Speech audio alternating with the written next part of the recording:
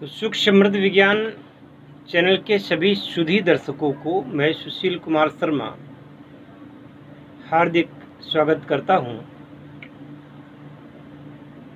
आज हमने ये वीडियो वैसे तो बनाने का आज मन नहीं था, किंतु हम ये सोचते हैं कि वीडियोस की निरंतरता रहनी चाहिए। तो चलो आज साधकों के लिए मैं कुछ बता रहा हूँ जो कि आपकी साधना में लाभदायक होंगे। हालांकि आप लोग कहेंगे कि ये निचले स्तर की जानकारी आप क्यों दे रहे हैं, तो उन लोगों से यही कहना है कि ठीक है, आप आगे बढ़ चुके हैं, लेकिन बहुत सारे लोग ऐसे हैं जिनको अभी बेसिक ज्ञान नहीं है, प्राइमरी का ज्ञान नहीं है। तो उनको ज्ञान होना चाहिए, क्योंकि जब तक वो ज्ञान उनको नहीं मिलेगा तब तक वह लाभ तो प्राप्त नहीं कर पाएंगे, उल्टे हानि कर पाएंगे, वो भी अपनी। तो प्रिय साधकों, साधना का प्रथम सोपान ये है कि उठते बैठते सोते जागते आपके मन में साधना का विचार हो। और प्रथमतः जब आप जागें तो ब्रह्म मुहूर्त में जागरण किया करें, क्योंकि सुबह का समय ऐसा होता है जब प्रकृति सज रही होती है, प्रकृति श्रृंगार कर रही होती है, उस समय आप जागे। सृजनात्मक रश्मियाँ इस धरा पर पड़ती हैं, और जैसे कि आप जानते हैं कि सुबह की धूप भी लेना बहुत ही अच्छा माना जाता है। सुबह की धूप प्राण ऊर्जा को देने वाली होती है। इसी ब्राह्म मुहूर्त में यदि हम साधना करते हैं, पूजा करते हैं, मंत्र जप करते हैं, या योग करते हैं, या कसरत करते हैं, जो भी करते हैं, व्यायाम प्राणायाम जो भी करते हैं, या जो छात्र बंधु हैं जो कि परीक्षा देने वाले हैं या कोई कोर्स कर रहे हैं, तो वो ब्रह्म मुहूर्त में जाग करके यदि पठन पाठन करते हैं तो वह अपेक्षाकृत ज़्यादा याद कर पाते हैं, ज़्यादा अच्छा पढ़ पाते हैं बाकी समय के अलावा। तो इसे ब्राह्म मुहूर्त इसलिए कहा जाता है कि इस समय ब्रह्म की जो शक्तियां हैं वह इस धरा पर आती हैं, और जो लोग उस समय एक्टिव होते हैं, उस समय जो लोग अपने कर्मों में निरत होते हैं, तो उनको उसमें सफलता और सिद्धि मिलती है। अब जाग ही गए हैं तो शरीर की सफाई आवश्यक है। उठिए, ब्रश करिए, या कुल्ला करिए, या दातून करिए, जो भी करिए, पर करिए। और करने के बाद में फिर आप कुल्ला करने के बाद में पानी पिए। आधा लीटर से 1 लीटर, 1.25 लीटर तक पानी पिया जा सकता है।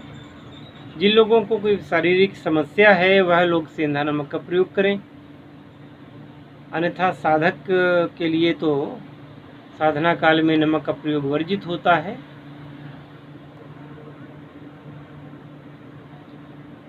एक काम ये भी कर सकते हैं कि जब आप जागें तो जागते हुए आप हाथों को अपनी तरफ ऐसे दोनों हाथों को कर लें,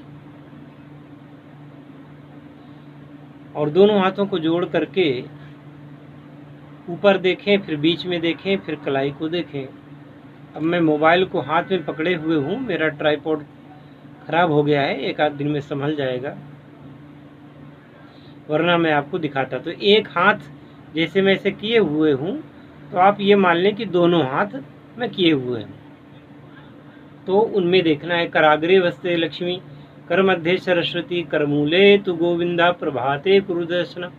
ये करने के बाद फिर समुद्र वचने देवी पर्वत स्तन मंडले विष्णु पत्नी नमस्तुभ्यम पादे स्पर्शम क्षमस्व में,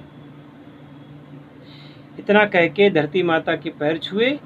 तत्पश्चात फिर आप वही पैर आगे रखें जिस तरफ की श्वास चल रही हो।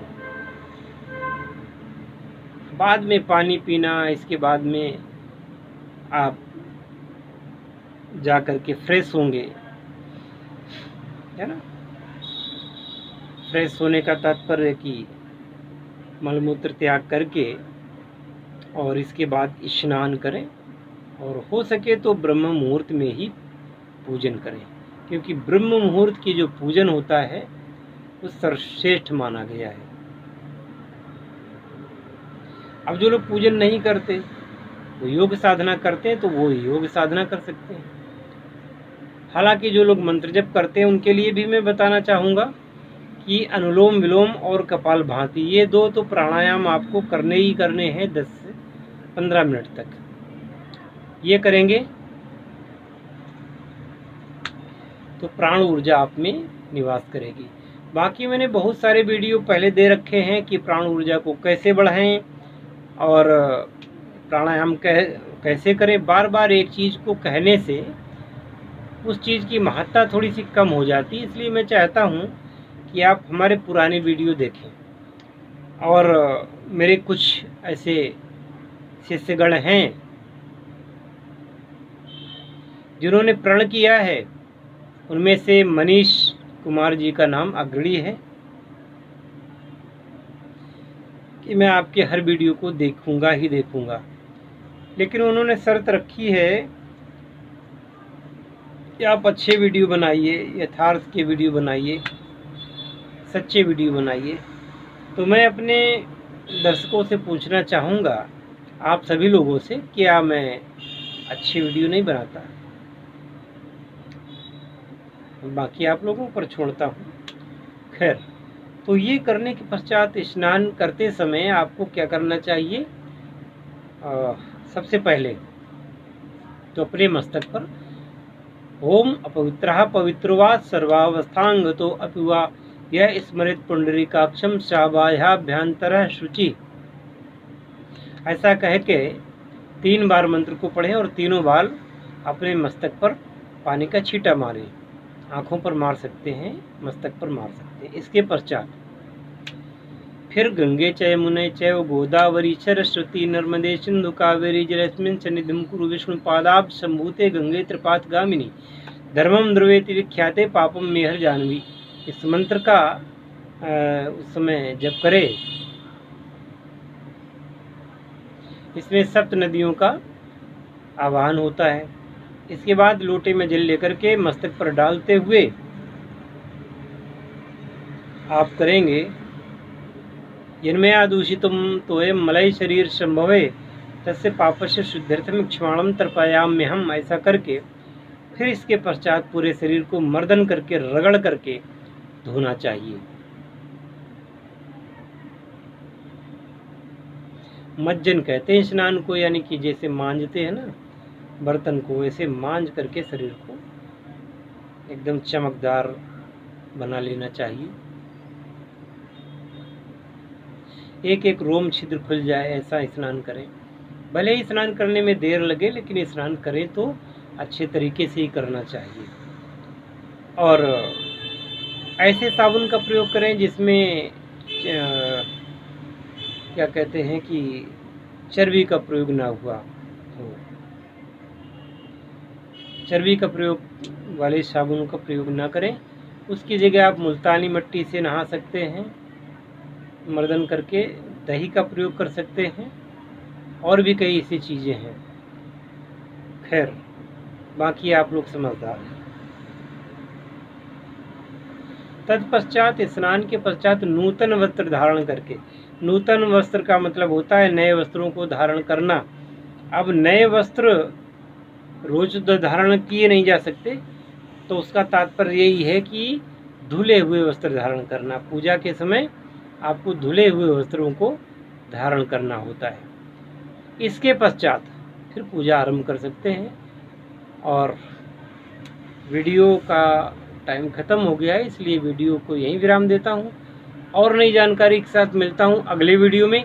तब तक के लिए हरिओम तत्सत। जय शिव शंकर, जय भोलेनाथ, हर हर महादेव।